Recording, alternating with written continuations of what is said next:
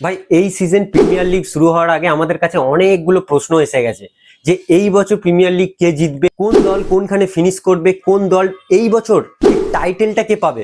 সব থেকে বড় আমাদের প্রশ্ন এইখানে হয়ে এসছে।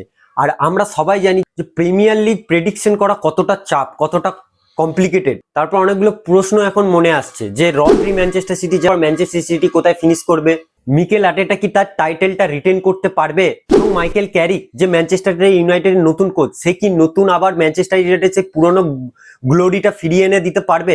এই সব প্রশ্নগুলো এখন আমাদের কাছে উঠে এসছে এবং আমি এই ভিডিওতে একটা প্রেডিকশন করব যে এই বছর প্রিমিয়ার লিগের টাইটেলটা কে পেতে চলেছে, এবং যে টপ 5 যে আমরা পয়েন্ট টেবিলে যেটা দেখি প্রতি বছর সিজনে, যে টপ 5 কোন দলগুলো কোথায় ফিনিশ করবে সেগুলো এই ভিডিওতে আমি আলোচনা করব।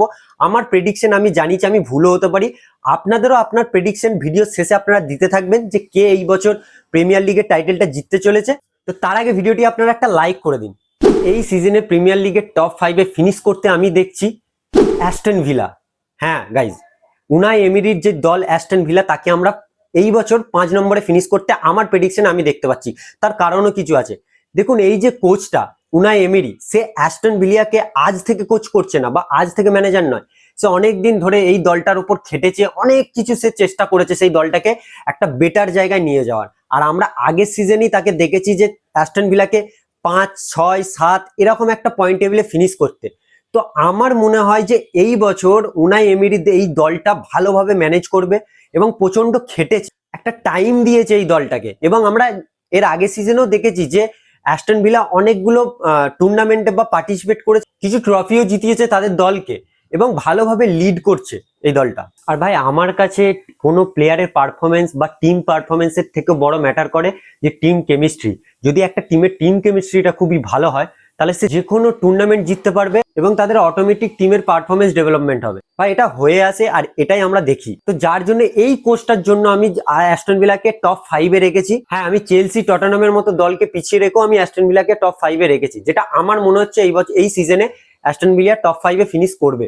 এবং নাম্বার 4 এ আমি যেই দলটি রেখেছি এই বছর মাইকেল ক্যারিকের আন্ডারে ম্যানচেস্টার ইউনাইটেড। হ্যাঁ, আমি ম্যানচেস্টার ইউনাইটেডকে টপ 4 এর মধ্যে রেখেছি। হ্যাঁ, এখানে আপনারা অনেকজন খুশি হতেও পারেন এবং অনেকজন রাগও করতে পারেন যে কি বলছিস ভাই। খুশি এই জন্য হতে পারেন কারণ অনেক দিন বাদ, অনেক বছর বাদ আপনারা ম্যানচেস্টার ইউনাইটেডকে একটা প্রিমিয়ার লিগের টাইটেলের টপ 4 এ আপনি দেখতে যাচ্ছেন, যার জন্য অনেকজনের ভালো লাগতেও পারে, আবার অনেকজন রাগও করতে পারেন। গত সিজনে আপনারা দেখেছেন যে ম্যানচেস্টার ইউনাইটেড টপ 3 তে ফিনিশ করেছে, আমি তো তাও টপ 4 বলছি। আর এই যে কোচটা মাইকেল ক্যারিক, এই কোচটি আসার পর পুরো ম্যানচেস্টার ইউনাইটেড দলটাকে পুরো চেঞ্জ করে দেয়, পুরোই চেঞ্জ করে দেয়। আমরা দেখেছি টেন হ্যাগের আন্ডারে ম্যানচেস্টার ইউনাইটেড কতটা ল্যাগ করে, ম্যানচেস্টার ইউনাইটেডকে আমরা খুঁজেই পেতাম, তাদের যে পুরনো গ্লোরিটা সেটা আমরা খুঁজেই পাচ্ছিলাম। বাট এই মাইকেল ক্যারিকের আন্ডারে আসার পর আমরা দেখতে পাচ্ছি যে হ্যাঁ, একটা পুরনো গ্লোরি কিন্তু ফিরে আসতে পারে ম্যানচেস্টার ইউনাইটেডের, যার জন্য আমি টপ 4 এ রেখেছি। এবং মাইকেল ক্যারিকের এটাও দেখার বিষয় আছে যে আমরা ম্যানচেস্টার ইউনাইটেডকে অনেক দিন বাদ চ্যাম্পিয়ন্স লিগে কোয়ালিফাই করতে দেখলাম, এই বছর তারা চ্যাম্পিয়ন্স লিগ খেলবে। আর মাইকেল ক্যারিক কিভাবে এই দুটোকে অ্যাডজাস্ট করে, একদিকে প্রিমিয়ার লিগ এবং একদিকে চ্যাম্পিয়ন্স লিগ, এই দুটোকে কিভাবে হ্যান্ডেল করে সেটা দেখার বিষয় আছে। কারণ আমরা মাইকেল ক্যারিকে অ্যাজ এ প্লেয়ার হিসাবে অনেক ভালো দেখেছি, বাট অ্যাজ এ ম্যানেজার হিসাবে এই প্রথম আমরা ভালো করে দেখবো। এবং সে ভালো ফিনিশও করেছে, আগে গত সিজনে আমরা দেখেছি সে আসার পর ম্যানচেস্টার ইউনাইটেডকে টপ 3 তে ফিনিশ করিয়েছে। তো যার জন্য আমি এই বছর মনে হয় যে আমার লাগছে যে ম্যানচেস্টার ইউনাইটেডকে টপ 4 এ আমি দেখতে পাচ্ছি। ভাই, এরপর আসি প্রিমিয়ার লিগের টপ 3 দলের মধ্যে কোন দলগুলো ফিনিশ করবে। দেখুন, টপ 3 তে আমি যেই দলটাকে রেখেছি সেটা হচ্ছে ইরাওলার দল লিভারপুল। হ্যাঁ, আমি লিভারপুলকে টপ 3 তে দেখতে পাচ্ছি, কারণ ইরাওলা এমন একটা কোচ, এমন একটা ম্যানেজার, যাকে আমরা দেখেছি একটা ছোট দল, বুনো মাউথের মতো দলকে একটা ছোট জায়গা থেকে একটা বড় জায়গায় নিয়ে গেছে, একটা বেটার জায়গায় নিয়ে গেছে। সেরকম একটা দলকে যদি ভালো জায়গায় নিয়ে যায় তাহলে তো এটা তো লিভারপুল। লিভারপুল তো অলরেডি একটা ভালো বেস করা টিম, সেই দলটাকে ম্যানেজ করার একটা সুযোগ পাচ্ছে। সে এমন একটা কোচ, সে বড় বড় নামের দিকে যায় না। সে আসার পর সে কি চেঞ্জ করলো, সে ডিফেন্সে একটা নতুন সাইনিং করলো রোনাল্ড আরাউজোকে, সে বার্সেলোনা থেকে তাকে ডাকলো, তাকে সাইন করে নিল আর লোন হিসাবে ডাকলো। কিন্তু ভ্যান ডাইকের রিপ্লেসমেন্ট বলুন বা ভ্যান ডাইকের সঙ্গে একটা জুটি বলুন, সেই জুটিটা আমরা দেখতে পাবো লিভারপুলের দলে। আর লিভারপুলের দলে একটা কি কমতি ছিল, যে একটা ডিফেন্সিভ সেলার ল্যাগ করছিল এবং মোহাম্মদ সালার একটা রিপ্লেসমেন্ট, যেটা আমরা এখন শুনতে পাচ্ছি যে বারকোলাকে হতে পারে। বারকোলার সাথে কথাবার্তা চলছে লিভারপুলের। তো সেই সালার রিপ্লেসমেন্টটা আমরা বারকোলাকে দেখতে পাবো। এবং মিডফিল্ড তো নিয়ে কোনো কথাই নেই, যদি এখনো কোনো বেস্ট মিডফিল্ডের কথা বলা হয় যে কোনো ক্লাবের, তো লিভারপুল সবার প্রথমে উঠে আসে, কারণ তাদের ভাই মিডফিল্ড একদম দুর্দান্ত লেভেলে, তো সেটাকে নিয়ে কোনো ডাউট নেই মিডফিল্ড নিয়ে। তো আমি দেখতে পাচ্ছি ইরাওলা কিন্তু খুব ভালো ফিনিশ করবে এই লিভারপুল দলটাকে পেয়ে।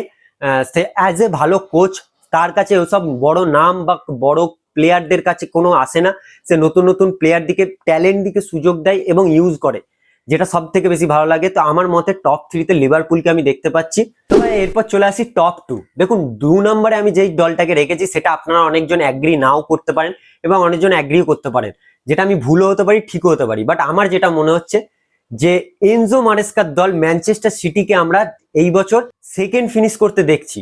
হ্যাঁ, কারণ আপনারা এখানে বলতে পারবেন যে ম্যানচেস্টার সিটিকে কেন আপনি প্রিমিয়ার লিগের টাইটেল কেন এই বছর রাখলেন না। দেখুন আমার মতে পেপ গার্ডিওলা যদি থাকতো এই দলটিতে, তাহলে আমি এখানে ডাইরেক্ট বলে দিতাম যে হ্যাঁ, ম্যানচেস্টার সিটি এই বছর ট্রাভেল জেতার একটা মুখোমুখি হয়ে আছে, প্রিমিয়ার লিগে টাইটেল জিততে পারে। যেহেতু পেপ গার্ডিওলা এই দলের সঙ্গে যুক্ত নেই, তো আমার মনে হচ্ছে এনজো ম্যারেস্কা যেহেতু একটা নতুন ম্যানেজার, নতুন একটা দল পাবে, এবং সব থেকে বড় জিনিস হচ্ছে ম্যানচেস্টার সিটি থেকে অনেক প্লেয়াররা চলেও যাচ্ছে। রড্রিকে আমরা চলে যেতে দেখলাম। হ্যাঁ, তারা কি নতুন সাইনিং করেনি? করেছে। এলিয়ট অ্যান্ডারসনকে আমরা একটা বড় অ্যামাউন্টে আমরা এখানে দেখলাম ম্যানচেস্টার সিটিতে, এবং বুয়াদিকে নিয়েও এখন কথা চলছে যে বুয়াদি ঢুকবে ম্যানচেস্টার সিটিতে।